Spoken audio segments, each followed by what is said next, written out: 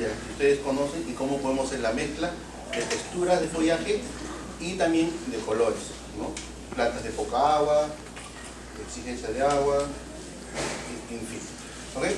Entonces, para poder entrar, poder conversar con ustedes algo más directo y práctico por el tiempo, porque en realidad estilo de jardín a nosotros nos enseñan casi 9 meses. Entonces, para ustedes y para nosotros no tenemos 9 meses, sino tenemos de repente como máximo 1 hora. Entonces tenemos que ser prácticos para decirle a ustedes lo que realmente necesitan y ustedes preguntarlo, para así podernos entender. ¿Ok?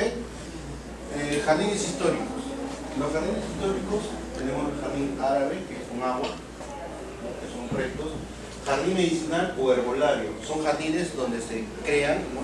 Con todo lo que son plantas medicinales, aromáticas, ¿no? Entonces nosotros contemplamos los jardines temáticos, ¿no? Que son los prácticos para nosotros como que ya estamos involucrados en la jardinería, y tenemos el jardín tropical, el jardín floral, el jardín xerófilo, el jardín rocalla, el jardín oriental, el jardín acuático, el jardín mediterráneo. Estos jardines, como el jardín rural o campestre, o el jardín minimalista o jardín vertical, eso sí está más mezclado a nuestro entorno, ¿correcto? Por tamaño, por medida, por textura, por variedad de flores. ¿Okay? Entonces, en jardín tropical, lo que se necesita son la presencia de plantas de textura gruesa. Cuando hablamos de textura gruesa, nos referimos a este tipo de hojas, que es como la costilla de Adán, los helechos angora, los helechos cortina, los helechos babilónicos en ciertas partes. En la parte del fondo van más lo que son árboles.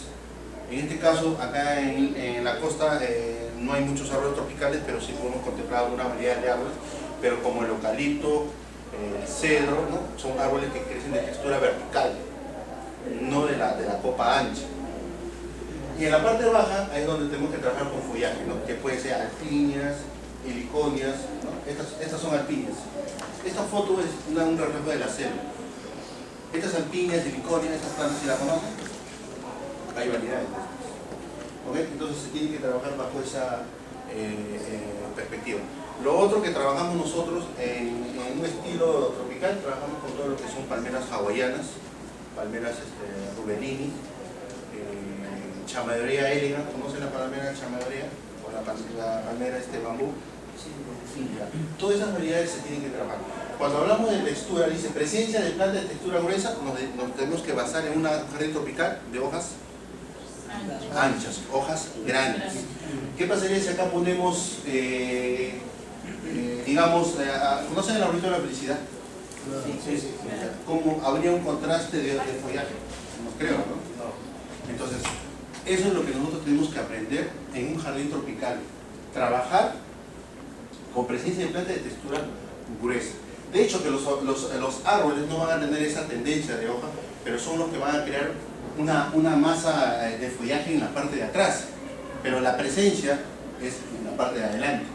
Entonces, a veces como punto focal tendremos que trabajar con el llamamiento de visión de unas hojas bien bonitas, pero que todas tienen que ser de textura gruesas. ¿Ok? También cuando se habla de pocas flores, las pocas flores que se tienen que trabajar son ralas. En este caso también podemos poner el anturio rojo o el anturio blanco, que es el espatifilio. Pero no vamos a hacer un macizo, o sea, yo no voy a llenar acá en un jardín tropical todo un macizo de anturios blancos, espatifilios.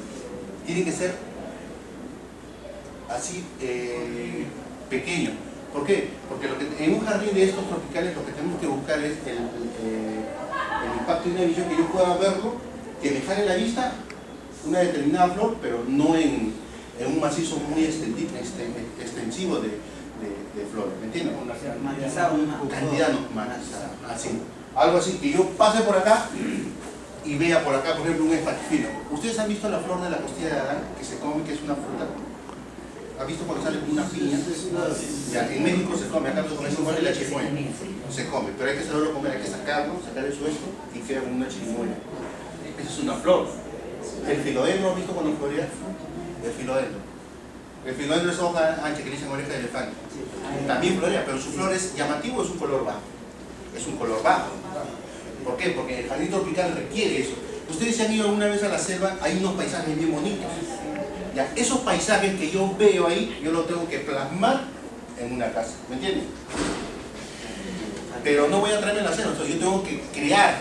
Esa es la parte del paisajista, esa es la parte del diseñador. Entonces yo voy de viaje, me compro mi cámara, puedo irme a la costa, a la sierra, qué bonito paisaje. Ese paisaje se trae acá. Sin planta. Entonces, pero yo no voy a traer la misma planta, porque la misma planta no me da, pero sí puedo buscar, conseguir acá en Lima, o acá en los viveros, acá en el vivero de maestro, plantas de follaje, de textura gruesa, y amoldo, ¿no? Y creo esa tendría también que ser el jardín de un área más o menos regular. No necesariamente. Las plantas son grandes. Pero es que hay que trabajar con varios tamaños.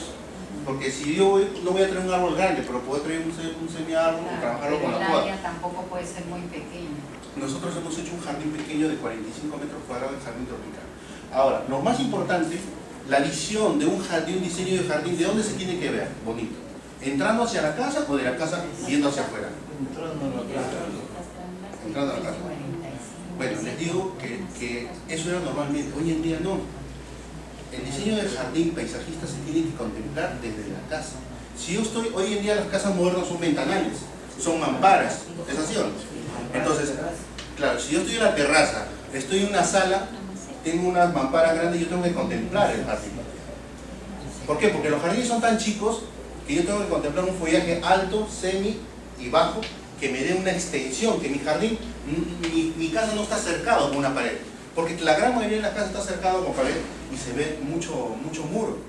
Y me estoy acorralando, me estoy encerrando. Entonces, el paisajista o el que hace estos estilos de jardines tiene que hacer perder ese follaje. Estamos hablando de un estilo tropical. Tiene que hacer perder esa pared. Dar esa pronunciación de que yo puedo entrar por acá. Si yo hago que esto de atrás es una pared, yo hago que estos caminos me hagan como que yo me pierdo. Que doy que es más... Eso es traer ese estilo de paisajista que ustedes han visto allá en la forma natural y plasmarlo en la casa del cliente. Por eso yo les digo que el diseño de jardines que se tiene que apreciar, yo lo tengo que apreciar porque yo estoy más tiempo en la sala viendo televisión, estoy en la cocina, estoy en el dormitorio. Lo primero que hago en mis ventanas, entonces yo tengo que ver que eso sea extendible, que mi casa no esté acortada.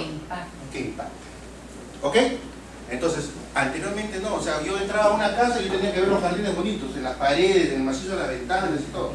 Entonces, si tú entrabas a tu casa y en tu casa no mirabas lo que mirabas entrando, entonces lo que tienes que ver es de adentro para afuera. Los estilos japoneses, si ustedes ven en internet o ven revistas, la mayoría de la visión está de lo que ves de adentro para afuera. Así es. Y se ve mucho. ¿Ok? Entonces, lo que tenemos que buscar en un jardín tropical, estos caminos semifolios, crear una masa de follaje. Acá podemos trabajar con alpinias, heliconias, dracaenas de hoja ancha. Podemos trabajar en la parte baja, podemos trabajar con el helecho cangrejo, el helecho angora o el helecho negro. Podemos trabajar también con costilla de Adán, filodendro.